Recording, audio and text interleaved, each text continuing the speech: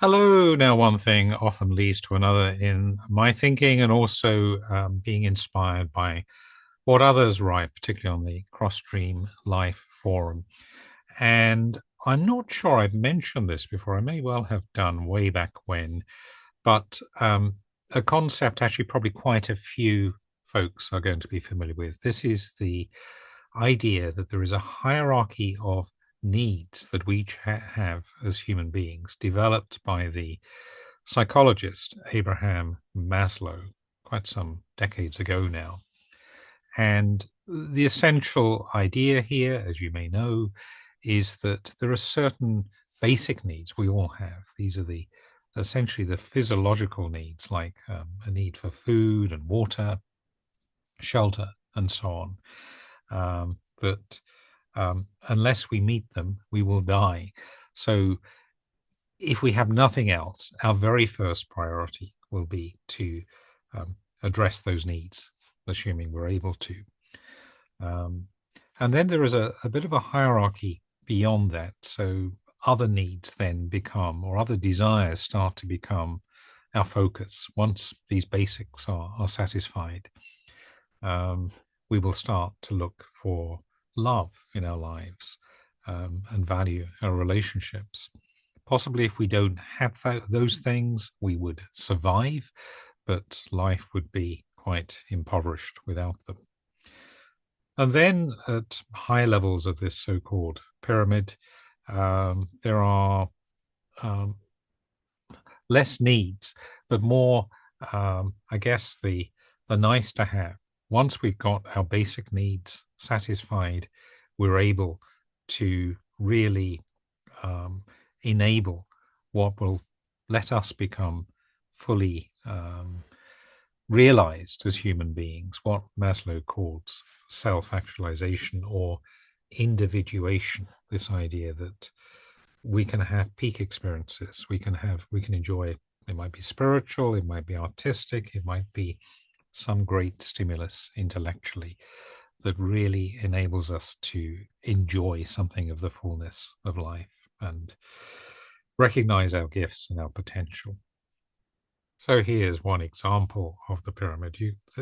There are different variations on this, perhaps different things that can be included at the different levels, but the basic idea here is showing very clearly this distinction between lowest level, most essential, can't survive without needs, and those which will enable us to really recognize our potential. So it got me thinking. Well, what got me thinking was a comment in Cross Stream Life forum, where my dysphoria might fit in this hierarchy. And I can't speak for everybody.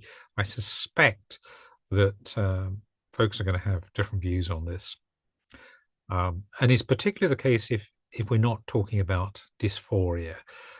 If under the trans umbrella, again, this is not something everyone would include, but if we are to include, let's say, the female impersonator who sees what they do primarily as an art form, as a way of expressing themselves creatively, and it might give them some pleasure, but it's not something they have to do. It's not essentially about who they are.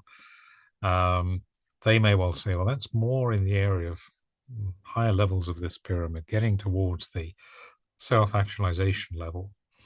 For me, dysphoria, and generally speaking, when I talk about the trans spectrum or umbrella, I am focused on folks like me who have a real deep sense of being unhappy at times because of the bodies we live within, the biology we have, and so on. Dysphoria is existential. The need to express Anya is vital at times. If I'm not able to do that, if she remains suppressed, I become very depressed and very unhappy.